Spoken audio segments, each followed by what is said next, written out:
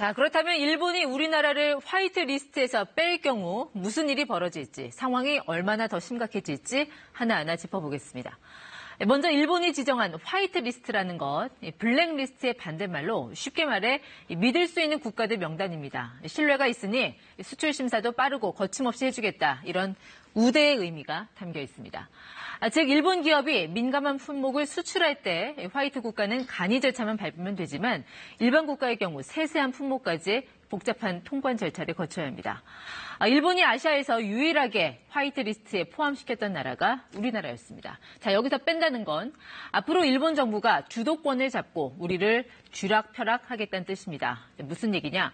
일본 기업이 화이트 리스트에 올라있는 나라로 수출을 할 때는 3년 단위로 수출 허가를 받고 또 일주일 안에 선적이 가능합니다. 그런데 일반 국가가 되면요, 6개월 단위로 개별 허가 신청을 받아야 하고 90일까지 또 심사를 받아야 합니다. 그러니까 일본 정부는 우리가 일본에 어떤 품목이 긴급히 필요해서 수입하려고 할 때 심사기간이거든 하면서 질질 끌 수도 있고 별로 필요 없는 품목은 바로바로 통과시켜주고 이런 식으로 우리 산업의 불확실성을 키울 수 있습니다.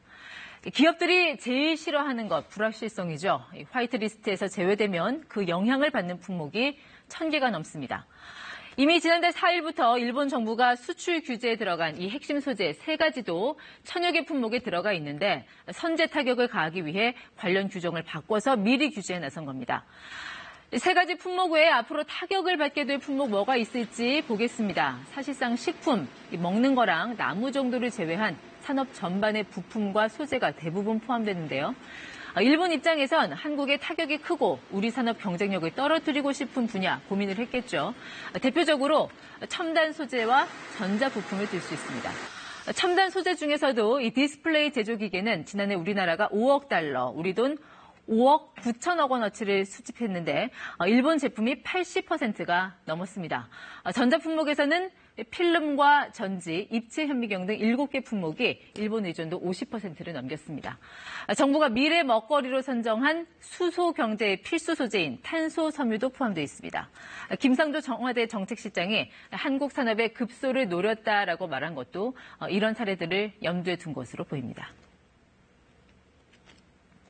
뭐의 위협을 초래할 만한 상황에 해당되는 물품이냐를 결국은 일본 경제산업성이 판단하게 되어 있는데요. 일본 정부의 판단에 따라 수출 허가 여부를 결정할 수 있다는.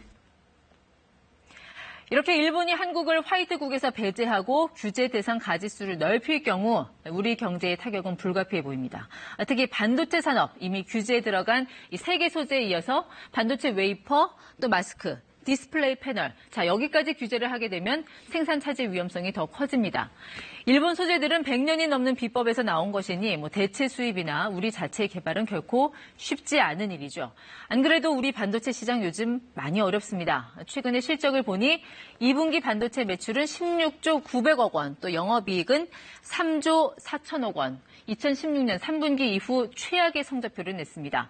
올 1월 6달러였던 D램 거정 거래가는 6월 3.31달러로 떨어졌습니다. 똑같은 양의 반도체를 팔아도 기존에 비해 절반의 수익만 거두는 상황입니다. 특히나 삼성전자의 일본의 결정은 발등에 불입니다. 이미 규제에 들어간 포토리지스트만 해도 일본 수입 의존율이 90%가 넘기 때문입니다.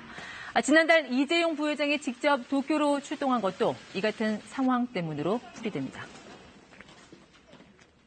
예상보다 오래 계셨는데 성과가 좀 있었나요? 일본 소재 부품 회사들과도 좀 만남을 가지셨나요? 사태가 여기까지 오게 된 것, 한국 대법원의 징용공 문제에 대한 배상 판결이 발단이 됐습니다만 일본이 즉흥적으로 이런 결정을 내린 것 같지는 않습니다. 정치적 동기뿐 아니라 이 시스템 반도체 1위를 꿈꾸는 한국에 대한 기선 제압, 자 이런 경제적 요인도 작용했다는 분석이 나옵니다. 이제 잠시 뒤면 일본이 우리나라를 화이트 리스트에서 제외할지 여부를 결정하는 각의가 열립니다. 각이란 내각회의의 줄임말인데 우리식으로 치면 각 부처 장관들이 참석하는 국무회의와 비슷한 격입니다. 지난 각의 회의록을 살펴보니 각의는 보통 10분에서 20분이면 끝납니다. 각의에서 만장일치를 받으면 아베 총리의 서명을 거쳐 나루히토 일왕이 공포하고 이로부터 21일 후 법령은 효력을 얻고 시행됩니다. 이렇게 되면 늦어도 이달 말 우리나라는 백색 국가 화이트 리스트에서 제외될 것으로 보입니다. 친절한 뉴스였습니다.